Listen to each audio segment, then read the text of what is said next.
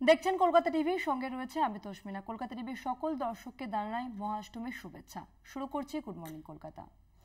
প্রাণের উৎসবে আজ মহাষ্টমী। মণ্ডপে মণ্ডপে চলছে কুমারী পুজো, পুষ্পাঞ্জলির প্রস্তুতি, ঢাকের তালে ঢাকির নাচে শারদ ছন্দে গ্রাম বাংলা। এই মুহূর্তে আমরা জয়রামবাটির ছবিটা আপনাদের সামনে তুলে ধরছি। মণ্ডপে মণ্ডপে চলছে কুমারী পুজো, পুষ্পাঞ্জলির প্রস্তুতি। জয়রামবাটি থেকে সরাসরি রয়েছে আমাদের প্রতিনিধি স্বরূপ গঙ্গোপাধ্যায়। স্বরূপ, তুমি এই মুহূর্তে কোন মণ্ডপে রয়েছে এবং কি ছবি ধরা পড়ছে?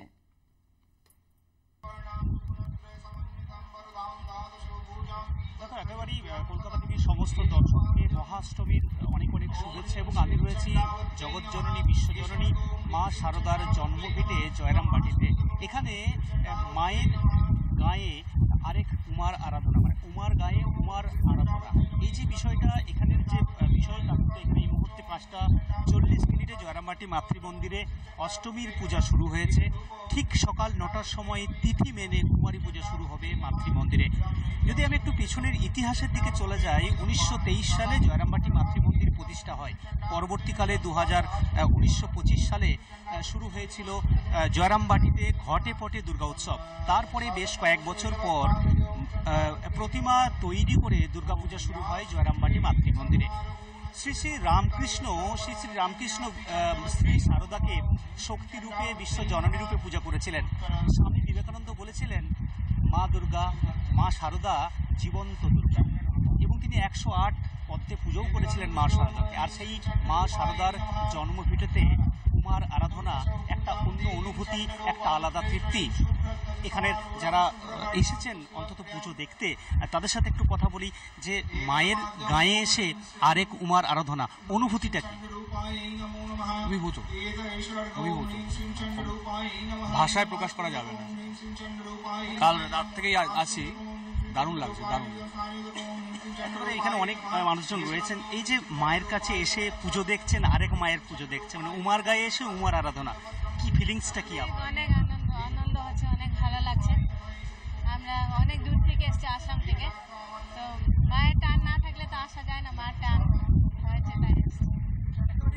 জগৎজননী বিশ্বজননী মা শারদা তার সন্তানদের সবসময় বলতেন, আমি মা থাকতে ভয় কি, অর্থাৎ সন্তানদের তিনি সবসময়তে সাহস যোগাতেন। এখানে যারা ভক্ত এসেছেন তারা সারা বছর জয়রামবাটি মাতৃমন্দিরে আসেন, মাকে দর্শন করেন, মায়ের কাছে এসে প্রার্থনা করেন। এবং আজকে যে একটা বিশেষ দিন, অর্থাৎ এই যে জয়রামবাটি মাতৃমন্দিরের যে দুর্গাপূজা, যা 101তম বর্ষে পদার্পণ করল, স্বাভাবিকভাবেই মানুষজন যারা এখানে আসছেন অন্ততপক্ষে তারা সবাই অপেক্ষায় আছেন যে জগৎজননী বিশ্বজননী মা শারদার জন্মভিটেতে কুমারী পূজা দেখতে যারা এসেছেন। এই যে মায়ের আজকে পুজো দেখতে এসেছেন, এখানে এসে একটা কি আলাদা অনুভূতি? 100বার প্রতি বছর আসার চেষ্টা করি মায়ের এই পুজো দেখার জন্য। স্বামীজি কুমারীকে দেখেছিলেন মাতৃরূপে, মা ভগবতী রূপে, এবং তিনি লক্ষ্য করেছিলেন যে ওই কুমারী যার ত্রিনয়নে মাকে অনুভব করেছিল এবং বলেছিলেন রক্ত বর্ণ রঞ্জিত, এখানে কোনো রকম স্পর্শ করা যাবে না। সেই কারণে এই বেলুর মঠে বিভিন্ন সংগঠনের যত শাখা প্রশাখা আছে, যেখানে মাতৃপূজা হয় সেখানে কুমারী পুজো অবশ্যই হয়। যার বয়স 7 বছরের নিচে নিখুঁত আলাদা তৃপ্তি পান এখানে এসে। এখানে এসে একটা আলাদা তৃপ্তি, এখানে যারা আসেন তারা অবশ্যই একটা আলাদা তৃপ্তি পান। জয়রামবাটি মাতৃমন্দিরের দুর্গাপূজা দেখা মানে এখানে একটা আলাদা তৃপ্তি। এখানে মায়ের কাছে এসে যে দুর্গাপূজা দেখার ঠিক আলাদা অনুভূতি, আলাদা তৃপ্তি পান। হ্যাঁ, পুরো শান্তি। আমি এবছর প্রথম এসেছি শেওড়াপুলি থেকে। হ্যাঁ, পুরো শান্তি, পুরো একদম মনটা।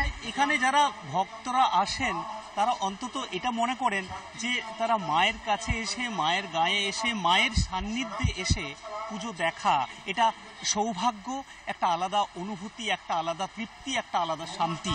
কারণ আমি আগেই বললাম যে জগৎজননী বিশ্বজননী মা শারদার জন্মভিটেতে মানে মায়ের গায়ে আরেক উমার আরাধনা। এই যে আরাধনা চলছে 5:40 থেকে মহাষ্টমীর পুজো শুরু হয়েছে, বিশুদ্ধ পঞ্জিকা মতো এখানে পুজো পাঠ হয়। ঠিক সকাল 9টার সময় তিথি মেনেই এই মায়ের সামনেই কুমারী পুজো শুরু হবে। অর্থাৎ এই যে কুমারী পুজো, এই যে জয়রামবাটির পরিবেশ, জয়রামবাটির মায়ের যে জন্ম ভিটে, সেখানে পুজো মানে যারা দর্শনার্থী, যারা ভক্ত এখানে আসেন, তারা মাকে যেন মায়ের সান্নিধ্যে যেন আসতে পান, মায়ের কাছে একটা শান্তি পান, এই বিষয়টা কিন্তু ভক্তরা এখানে এই পুজোতে এসে জানাচ্ছেন। একেবারেই ধন্যবাদ স্বরূপ।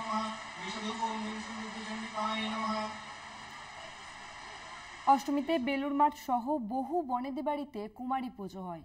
আর এই মুহূর্তে সেই ছবি আপনাদের সামনে তুলে ধরলাম, জয়রামবাটির ছবি, যেখানে মণ্ডপে মণ্ডপে ইতিমধ্যেই পুজো শুরু হয়েছে, পুষ্পাঞ্জলির প্রস্তুতি শুরু হয়েছে এবং দূর দূরান্ত থেকে ভক্তরা এসেছেন, তারা মায়ের কাছে আশীর্বাদ নিচ্ছেন।